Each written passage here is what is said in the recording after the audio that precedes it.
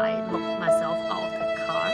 I was just panicking, but I was also making breakfast, you know. You need to be a very efficient panicker. Hi everyone, so I have some good weather today, so I thought I would just show my car.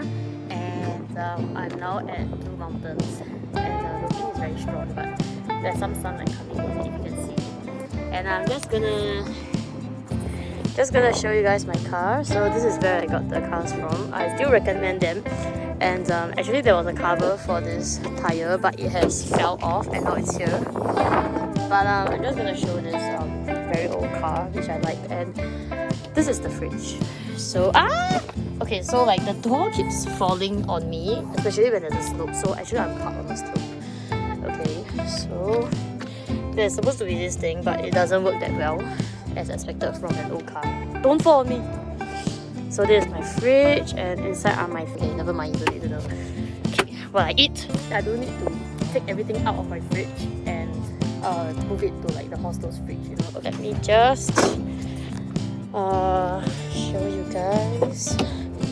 I just set up like the solar panel. By right, it is if I don't drive my car for a few days, I would say about 2 to 3 days, then I'm supposed to connect the solar panel so that it can continue to charge the battery, and then it can charge, and then it will send power to my fridge. Okay, I hope I made a logical sentence there.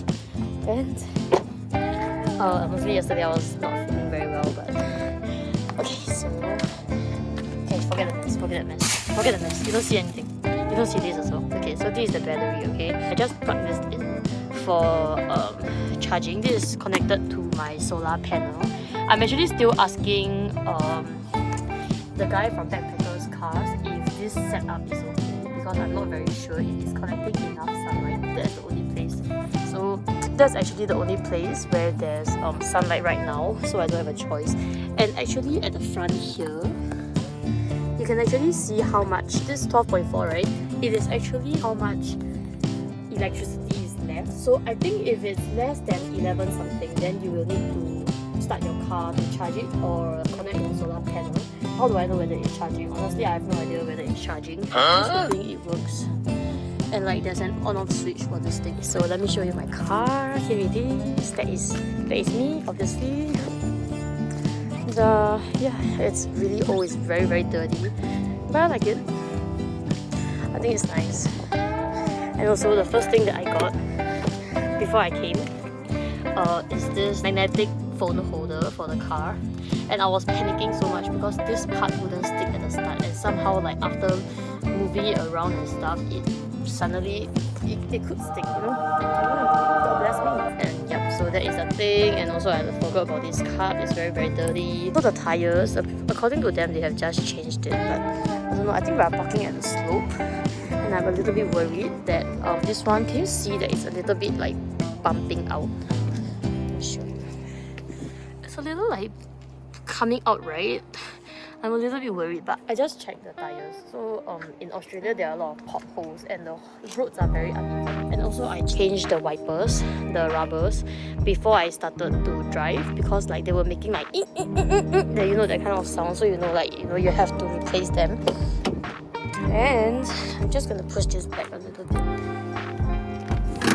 Okay, so oh no. I don't know what to do, really. Maybe it's okay, right? There's a lot of sunshine. Australia has no lack of sunshine, I'm sure. I'm happy with it, really I am. Should I put the tire cover back? So when I came here this morning, right, it was just like lying down here. And I actually don't know how to put it back. And oh my goodness, did they just give me like lousy tires for a spare? Oh my goodness. There's no friction left. It's... okay, never mind. It's spare anyway. Okay, bye. I'm gonna try to go for a hike. Okay. And we need to lock our car. Yeah. Okay, bye. Hi, so just a little update. For this setup, just now, can you guys see anything? Let me just head outside. My car is warming up. I'm heading to watch Barbie now. It's a 4:45 show, and it ends at 6:45, and I'm pretty sure if it's this cold at 4, it's gonna be even colder at 6:45, okay? So, okay, here it is. See, it's 14.3. The setup works. So like, I didn't have to switch on anything. And I'm very glad, okay? I just hope my tires are okay. Oh yeah, and one more thing that I want to say about the car is that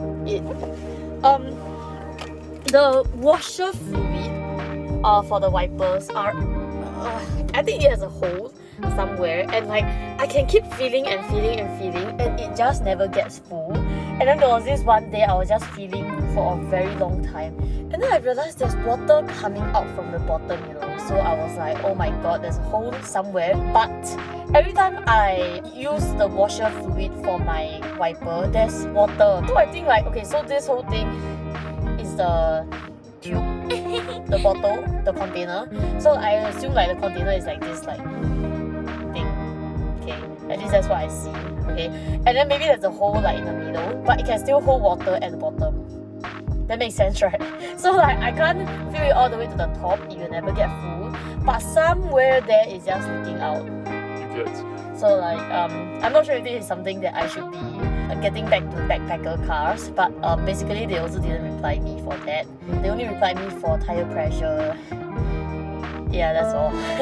I mean, I quite like them still, and especially this wonderful solar panel setup. I really like it. I think it's so cool. I'm never gonna give it back to them, you guys know that, right? I just want a solar panel thing in my car also, back in Singapore. I think it'd be so damn cool. Oh my god. Gonna go see Barbie. I'm actually quite happy with my car. It's $11,500. And even though there's a hoo-ha at the start, I'm still quite pleased, I guess. I have travelled over 200 kilometers. How many kilometers have I travelled? Okay, I have no idea, but maybe I'll put it here. How many kilometers? From Melbourne to Wilson Prom and all the way to Blue Mountains. And I haven't had a problem with this car. The fuel that I'm using is unleaded 91, which for a full tank I think is about 17 Australian dollars, which I thought it was quite reasonable.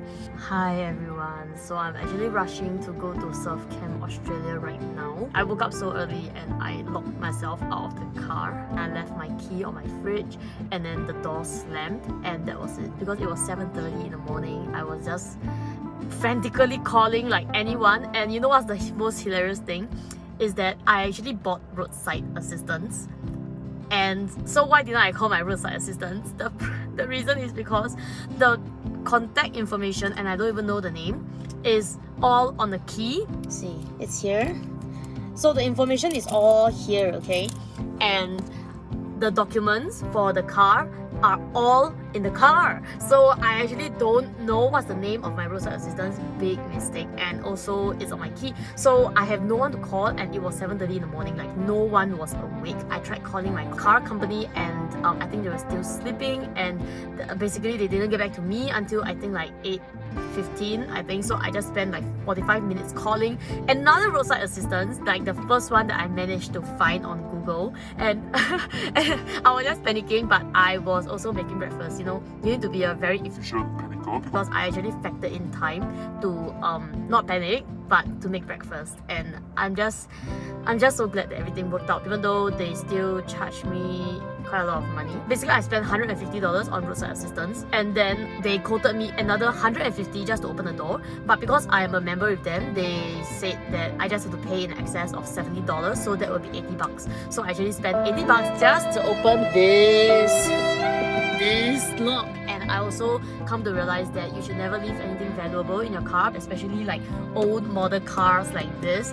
It is very easy to break open, okay? The whole opening took like 5 minutes. I actually took a video. I asked the guy, can I take a video? And he's like, go ahead.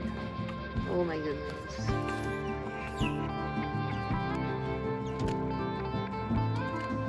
The lock is here. Yes. We're almost there.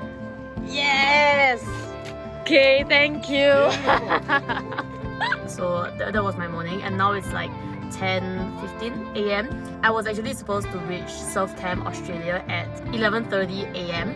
and right now if I go there I will actually reach about 1 to 2 p.m. So moral of the story is always snap a picture of your roadside assistance if you have bought any, okay? And do you know that you can actually find car locksmiths also to help you open your car? So never panic. Thank you everyone.